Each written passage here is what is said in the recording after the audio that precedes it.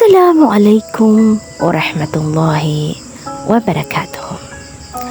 Another day, another nakakaiyak na kwento ang ating babasahin ngayon na galing at request po ng isa sa ating mga follower, supporter at tagapakinig na si Nordisa Angkanan. Siya po ang nag-request ng kwento na ito. Shout out din pala kay Shasa Kalim Silungan from Pikit North, Cotabato, Shilayla Alapan Lansugan from Saudi Arabia, Fahad Basalon, Muntasir Abdullah, CTU Kamsa from Makkah, Saudi Arabia, Arbaiya Abdul Qadir from Lower Salbo, and Khadija from Riyadh, KSA. Ang kwento natin ngayon ay para sa may mga anak. Ito po ay true story. Gusto ko lang pong i-share itong story naming magkakapatid. By the way, ako nga pala si Sahana. May dalawa akong kapatid na babae at lalaki. Bali 5 kaming magkakapatid. May kuya kami na engineer. Ang pangalawa ay isang teacher at ako po yung ikatlo, college student pa lang po ako. May kasunod sa akin na graduating high school, siya po si Sumaya, at may sumunod naman sa kanya ang bunso namin na lalaki. Itong kwento na ito ay nakasalalay sa kapatid ko na si Sumaya. Si Sumaya po ay ibinigay sa amin ng Allah subhanahu wa ta'ala. Ang tanging hangad lamang ng parents namin para sa amin ay maging professional kaming lahat na magkakapatid.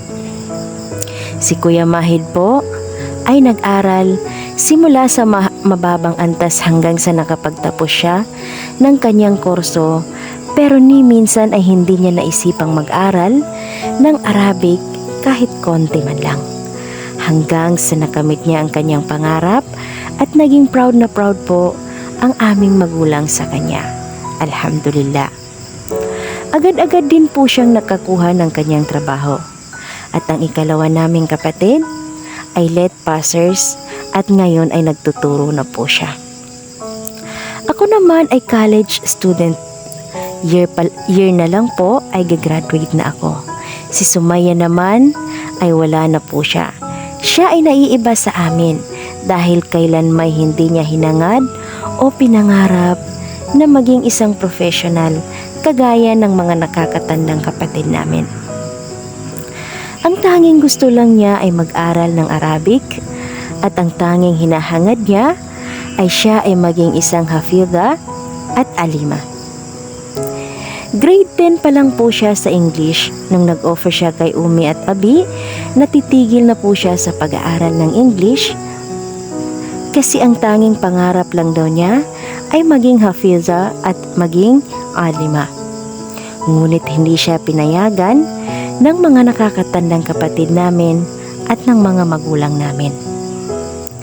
Religious din naman ang family ko, pero ibang-iba yung iman ni Sumaya.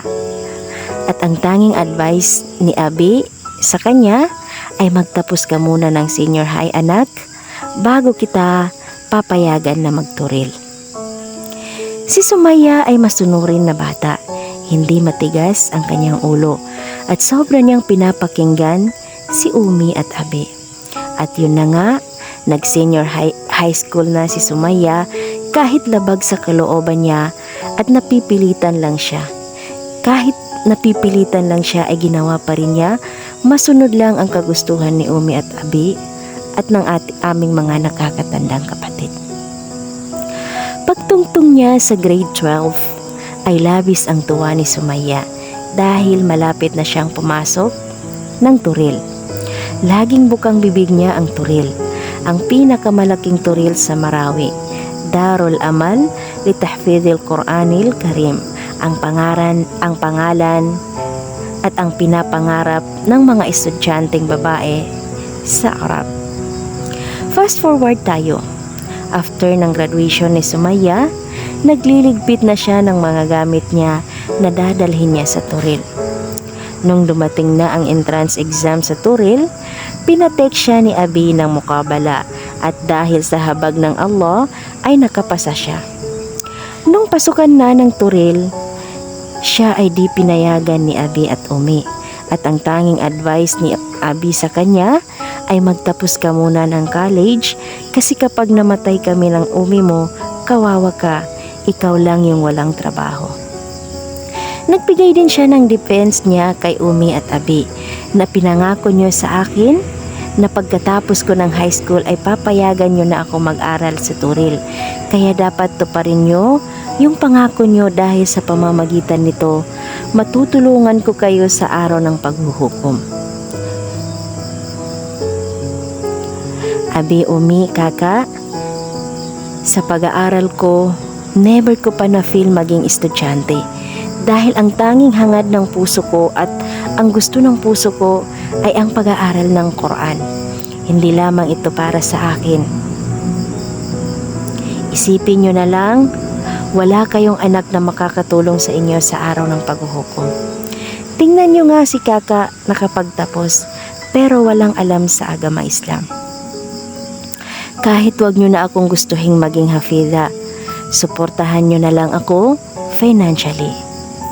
At pinagalitan siya ni Abi at Umi at yung dalawa kong kapatid kasi hangad nilang lahat na kami ay maging professional. Napilitan na namang mag-college si Sumaya. Nung first sem nila sa college ay siya ay nagkasakit. Di kumakain, sobrang pumayat. Lagi namin siyang pinapa-check up sa specialist pero walang nakikitang sakit. Nung sobrang payat na niya, pinadextrose namin siya kasi di na nga siya kumakain. Sobrang nakakaawa siya, halos di ko na kayang tingnan.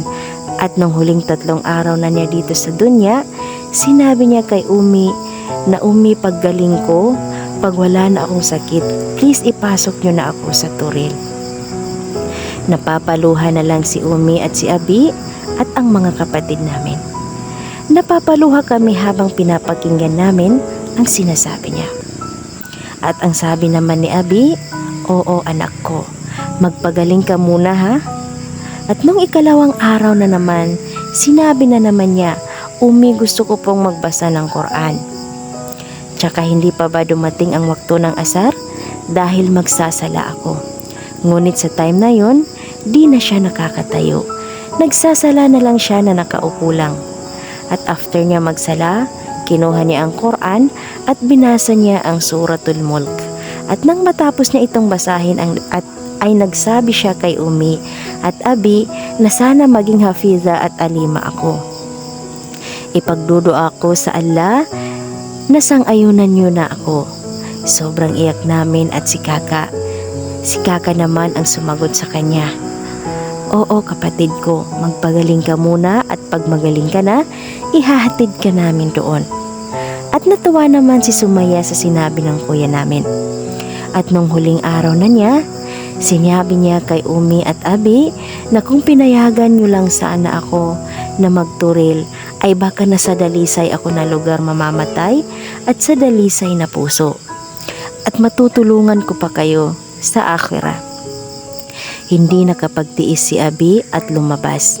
Pinagsusuntok ni Abi ang simento sa labas ng hospital.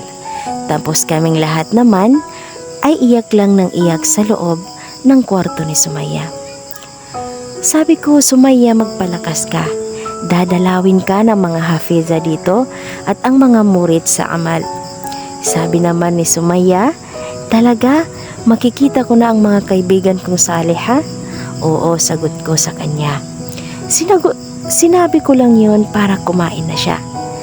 Sinusubuan siya ni Umi habang nakasmile si Sumaya kasi makikita na daw niya ang kaibigan niyang saliha. At nang gabing yun, nagtahajjud si Sumaya sa ospital at nakaupo lang. Di na siya nakatulog at pagsapit ng subuh, nagising na naman siya. Nagwudu, pagkatapos ay nagsala na siya ng subuh. Pagkatapos niya magsala, pinakuha niya ang Quran at binuksan na naman niya ang Surah Al-Mulk. Nakahiga siya habang nagbabasa ng Quran. Nakatulog din kami dahil nagpuyat din kami upang bantayan siya sa pagtahajjud. Nakaguide kami sa kanya. Di namin napansin na habang nagbabasa pala siya ng Quran, ay binawian na siya ng buhay. Gumising kami ng 6 a.m. na at kukunin ko na sana ang Quran sa kamay ni Sumaya para itago ang Quran kasi akala ko tulog na siya, at pagkuha ko ng Quran, ang tigas na niya. Biglang bumuka ang bibig ko ng inna lillahi wa inna ilaihi raji'un. At agad naman tumayo sina Abi at Umi at ang mga kapatid ko pati mga auntie ko. Sobrang sakit ng nararamdaman ko. Agad pinuntahan ni Umi si Sumaya at ito ay kanyang yakapin sabay sabing, "Anak ko, patawarin mo ako. Hindi namin nabigay sa'yo yung gusto mo kahit alam naman namin ng para sa ikakabuti mo. Sobra kaming nahumaling sa pera. Patawad, anak ko." Si Abi naman ay lumabas na nang walang paalam. Sigaw siya ng sigaw, "Anak ko, Sumaya, patawarin mo ako." At pagkatapos ng libing ni Sumaya, may nakita kami sa aparador niya na sulat. "Umi, kapag naging hafiza ako, ang swerte niyo lalo na pag naging alima ako. May makakatulong na sa inyo sa akhirah." At nung mabasa yun ni Umi, ay nahimatay. Hindi nila matanggap na hindi nila sinuportahan si Sumaya sa gusto niya. Si Sumaya po ay walang sakit according sa mga doktor at specialist. Sama ng loob na hindi niya nailabas ang naging dahilan ng pagkasakit niya. Kaya tayo na may mga kapatid, please suportahan natin ang ating mga kapatid as long as ito ay para sa ikakabuti nila. Sobrang masakit pag yung pagiging uhaw natin sa pera ang nangunguna. Hindi natin mabigyan ng halaga ang kagustuhan ng mga anak at kapatid natin. Tunay na ang pagsisisi ay nasa huli.